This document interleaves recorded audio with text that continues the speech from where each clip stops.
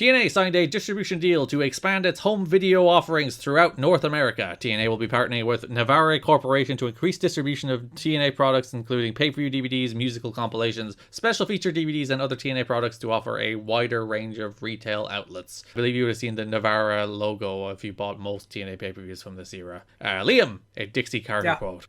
Oh no. We're very excited about the potential of this partnership with Navarre, said Dixie Carter, President TNA Entertainment. Their ability to showcase our product to major retailers across North America will bolster the growth of TNA wrestling and expose our brand of professional wrestling to a wider audience, said a different person. No, that's still Dixie. Oh, cool, great. Bob Freese, VP GM Navarre Entertainment Media, stated. Can I do my Bob Freese impression? Oh, sure. We are looking forward to working with TNA Entertainment to bring their great lineup of titles to our customers. The product offers a variety of promotional opportunities with our chain, independent and e-tail accounts. Sick. You know, that's probably the reason they struck the deal, that he sounds so similar to Dixie Carter. They're just like, wow, these guys are meant to work together. So special feature DVDs from AJ Styles, Raven, and Jeff Hardy will hit retail outlets, as well as all the pay-per-views. Which DVDs were these, do you remember?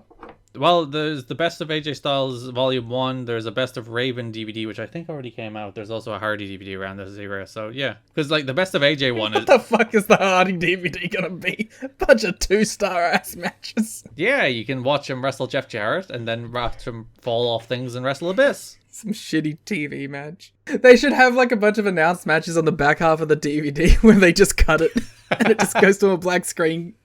This is one Jeff Hardy didn't show up for. It is the Jeff Hardy not showing up compilation, and it's just an hour of a black screen. That would be a tremendous bit, to be fair. I think you'd have to do that after he's left the company, though.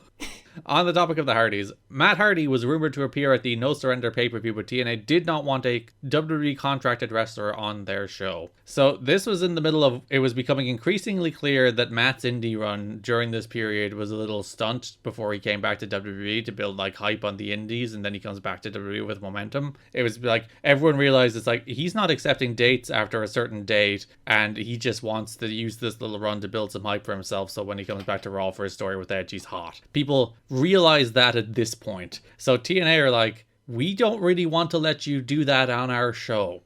They should bring him in and then have him lose. Well, I'd imagine that would have been a sticking point. But, like, I think Matt was open to appearing and wanted to. And I think there's even a report one stage of TNA were worried he'd show up even though he wasn't supposed to. And Matt said at a Ring of Honor show, because he was at a Ring of Honor show the night before, I think it's the one where he wrestled Daniels, which was a weird one because he's wrestling the TNA X Division champion.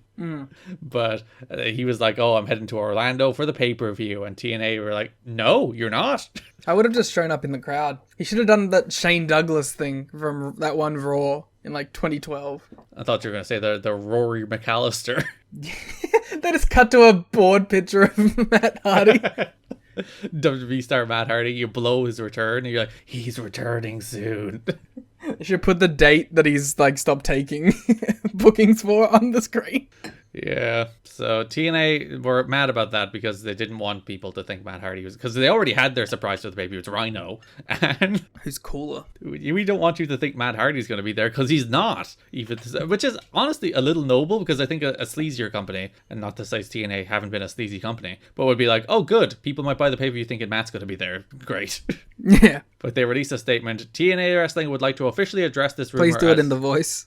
Of TNA Wrestling? Yep. TNA Wrestling would like to exactly officially address this rumor as totally false. In an effort to further his own agenda, Hardy told several people last night he would be traveling to Orlando for No Surrender. TNA Wrestling would like to let fans know this is not the case and he will not be appearing. TNA Wrestling releasing statements redefined. Matt's name was mentioned during the pre-show to No Surrender when Jeff Jarrett ripped on fans for buying into the Matt Hardy BS.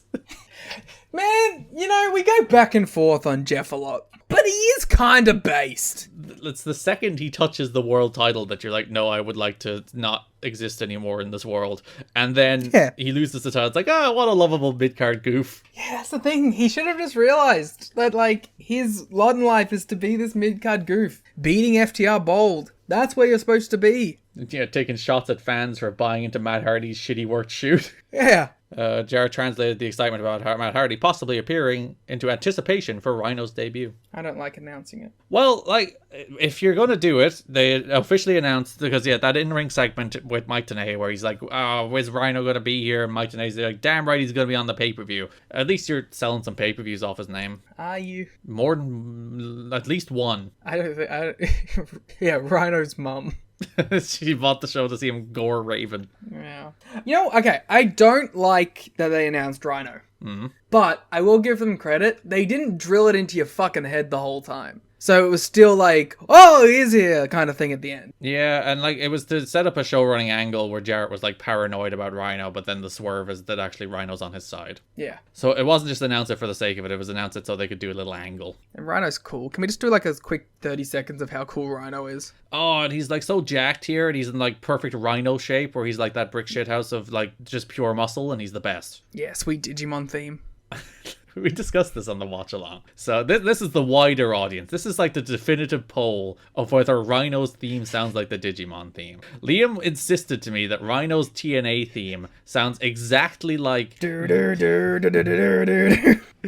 original Digimon TV show theme in the dubbed version, not the original version, I guess, but the American Digimon theme song. Liam insists upon it. They sound nothing alike, but I gave him like a nice like good job pal head pat, so he felt okay about it. Rhino Digivolve into, who would Rhino Digivolve into? Who's like a bigger version of Rhino? Wardlow? Not now. He's got no hair now. Yeah, long hair Wardlow.